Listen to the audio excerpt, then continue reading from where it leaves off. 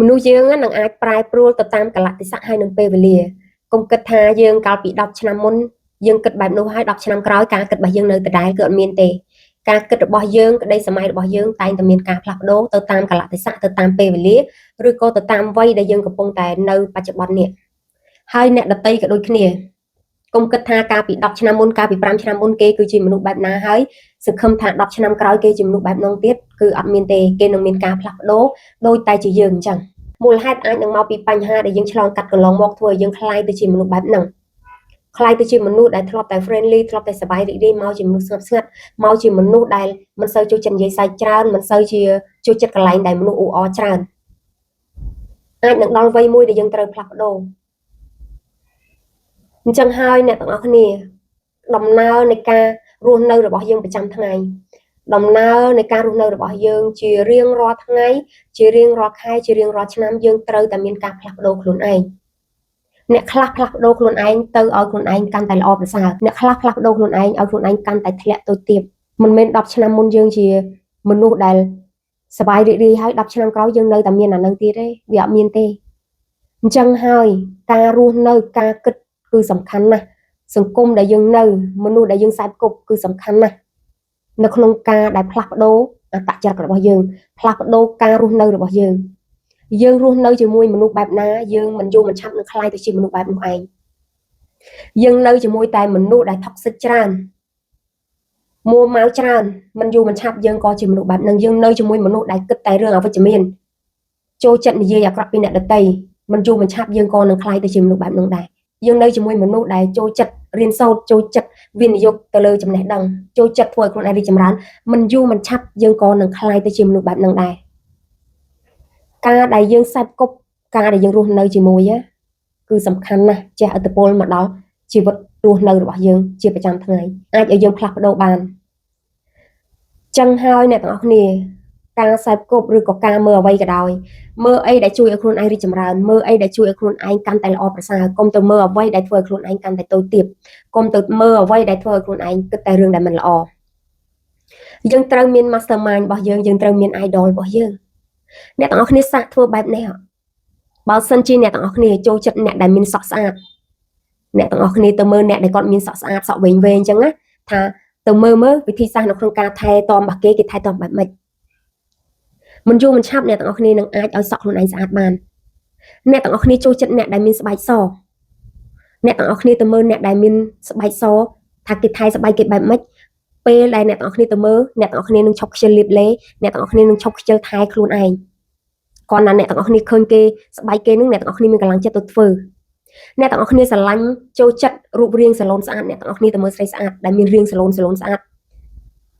ពេលនោះអ្នកទាំងអស់គ្នានឹងអត់សូវហ៊ានញ៉ាំអីដែលធ្វើខ្លួនឯងឡើងគីឡូពេលនោះអ្នកទាំងអស់គ្នានឹងមានកម្លាំងចិត្តនៅក្នុងការជំរុញខ្លួនឯងឲ្យសម្រកគីឡូរាល់ពេលដែលខ្ញុំឃើញ mastermind របស់ខ្ញុំរាល់ពេលដែលខ្ញុំឃើញ idol របស់ខ្ញុំការតបតែងខ្លួនរបស់គាត់រូបរាងកាយរបស់គាត់ខ្ញុំតែងតែចង់ធ្វើតាមតែយើងធ្វើតាមមិនឲ្យដូចគេទាំងស្រុងទេតែយើងត្រូវតែធ្វើតាមលក្ខណៈដែលជាយើងអញ្ចឹងណាអ្នកទាំងអស់គ្នាមិនមែនតែមើលគេស្អាតតែមើលគេខ្លាំងតែមើលគេបកែហើយមកប្រអាប់ខ្លួនឯងខ្ញុំមិនអាចធ្វើបានទេធ្វើមិនទៅខ្ញុំជាតិនេះកើតមកអត់សំណាងកើតមកអត់ស្អាតដូចគេកើតមកអត់ឆ្លាតដូចគេកើតមកអត់មានកម្ពស់ស្អាតដូចគេកើតមកស្បែកអត់សដូចគេអត់ឲ្យមកតម្លាក់ខ្លួនឯងបែបហ្នឹងទេទៅមើលគេហើយអូនេះអ្នកដែលស្អាតគេត្រូវធ្វើបែបនេះគេថែស្បែកបែបនេះផ្លូវចិត្តគេបែបនេះបានធ្វើឲ្យគេជឿជាក់លើខ្លួនឯងត្រូវតែមើលទៅឲ្យខ្លួនឯងទៅជាមនុស្សបែបហ្នឹងជំរុញខ្លួនឯងឡើងកុំមើលឲ្យតម្លាក់ខ្លួនឯងទៀតចុះមកក្រោមយើងអាចទៅមើលគេហើយទៅចង់ឲ្យយើងដូចគេទេកម្ពស់គេ1.5 ម៉ែត្រចិត្តយើងចង់ឲ្យដូចគេវាដូចទេក៏ប៉ុន្តែយើងអាចធ្វើតាមគេបានធ្វើតាម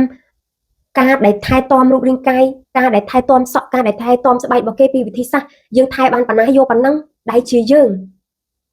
អញ្ចឹងណាអ្នកទាំងអស់គ្នាទៅមើលការតុបតែងខ្លួនរបស់ខ្ញុំកាលពី10ឆ្នាំមុន5ឆ្នាំមុនផ្សេងឥឡូវនេះផ្សេងខ្ញុំចូលចិត្តមើលស្រីស្អាត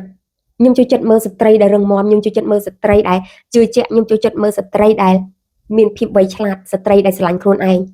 យូរទៅខ្ញុំខ្លាយទៅជាមនុស្សបែបហ្នឹងដែរដោយខ្ញុំអត់ដឹងខ្លួនទោះមិនបានដូចគាត់ទាំងស្រុងយ៉ាងណាក៏ខ្ញុំបានកាត់ទៅគាត់ខ្លះហើយមកជាខ្ញុំអត់តាមគេរហូតដល់បាត់ អត្តសញ្ញាណជាខ្លួនឯងទេអញ្ចឹងអ្នកទាំងអស់គ្នាហើយការដែលស្អាតខ្ញុំសូមបើកវងកញ្ចក់បន្តិចមិនមែនអាស្រ័យទៅលើពណ៌សម្បល់រូបរាងដៃជើងសាឡូនអីទេយើងអាចទៅវាស់ភាពស្អាតទៅលើនឹងទាំងស្រុងទេភាពស្អាតអាស្រ័យទៅលើការជឿជាក់ទៅលើការស្រឡាញ់របស់ខ្លួនឯងទេតែមនុស្សភាគច្រើនគឺធ្វើមិនស្រឡាញ់រូបរាងសាឡូនស្អាតស្រឡាញ់ស្បែកសស្បែកតែខ្ញុំស្រឡាញ់បែបហ្នឹងតែមិនមែនថាអ្នកគាត់ស្បែកអត់សអ្នកដែលគាត់រៀងធាត់អត់ស្អាតទេគាត់ស្អាតបែបគាត់ស្អាតបែបមានសាច់ស្បែកគាត់ស្អែមស្អាតបែបស្បែកស្អែមខ្មៅចោះឲ្យតាចេះថែខ្លួនឯងឲ្យភ្លឺឡើងអញ្ចឹងភាពស្អាតអត់មានវាស់ត្រឹមតែមួយខ្នាតហើយថាស្អាតត្រូវតែកម្ពស់បែបនេះចង្កេះប៉ុណ្ណេះដើមទ្រូងប៉ុណ្ណេះស្បែកត្រូវប៉ុណ្ណេះសក់ត្រូវប្រវែងនេះគឺអត់មានទេស្តង់ដារស្អាតអត់មានស្តង់ដារច្បាស់លាស់ពិតប្រាកដទេស្តង់ដារដែលស្អាតស្ថិតនៅលើចិត្តរបស់យើងស្ថិតនៅលើការឲ្យរបស់យើងមិនមែនស្ថិតទៅលើការឲ្យរបស់អ្នកដទៃទេបើសិនជាសពថ្ងៃអ្នកទាំងអស់គ្នាស្រឡាញ់ខ្លួនឯងនៅរូបរាងប៉ុណ្ណឹងស្រឡាញ់ខ្លួនឯងនៅម៉ូដសក់បែបហ្នឹងស្រឡាញ់ខ្លួនឯងនៅការស្លៀកពាក់បែបហ្នឹងអ្នកទាំងអស់គ្នាយល់ថាបែបហ្នឹងគឺស្អាតហើយសម្រាប់យើងតែបើអ្នកដទៃមកថាអូឯងគួរតាសម្រក់គីឡូបន្តិចឯងគួរតាចេះបន្តិចឯងគួរចុះបន្តិចកុំជឿគេអាហ្នឹងគ្រាន់តែក្តីស្រឡាញ់របស់គេទេកុំយកក្តីស្រឡាញ់របស់គេមកធ្វើលើខ្លួនឯងក្តីស្រឡាញ់របស់យើងគឺខុសគ្នា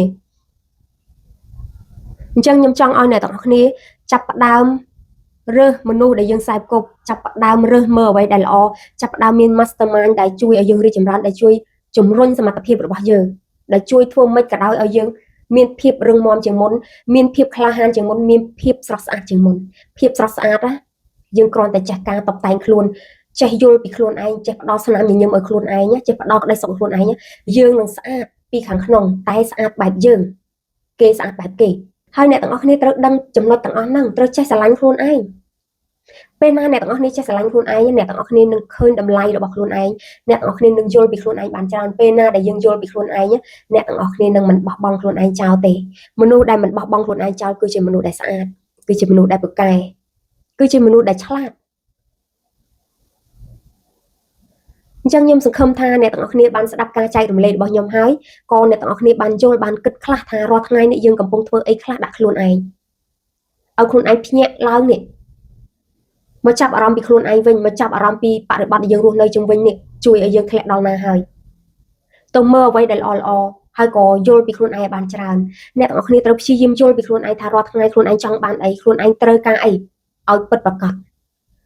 អ្នកខ្លះរាល់ថ្ងៃអត់ទាន់ដឹងថាក្រោយពីដេញមកអត់ដឹងថាគួរទៅធ្វើអីគួរចង់បានអីទេណានៅវង្វេងនៅឡើយទេហើយពេលណាយើងនៅវង្វេងហ្នឹងយើងធ្វើអីឲ្យចំណាយពេលវេលាចោលមួយថ្ងៃគឺចំណាយពេលវេលាចោលហ្មងអញ្ចឹងណាអ្នកទាំងអស់គ្នាហើយការចាំលេខរបស់ខ្ញុំគឺមានប៉ុណ្ណឹងឯងក៏សង្ឃឹមថាអ្នកទាំងអស់គ្នាបានស្ដាប់ហើយចំណុចណាដែលនិយាយទៅចាក់ចំបេះដូងចំណុចណាដែលនិយាយឲ្យត្រូវអាចឲ្យអ្នកទាំងអស់គ្នាយកទៅកែប្រែបានអ្នកទាំងអស់គ្នាក៏ទៅកែប្រែហើយក៏យល់ពីខ្លួនឯងបានច្រើនស្រឡាញ់ខ្លួនឯងមើលថែខ្លួនឯងឲ្យច្រើនខ្ញុំជួយចិត្តនិយាយពាក្យហ្នឹងនៅtrongវីដេអូដោយសារការដែលយល់ពីខ្លួនឯងស្រឡាញ់ខ្លួនឯងខ្វល់ពីខ្លួនឯងគឺជាភាពស្រស់ស្អាតរបស់យើង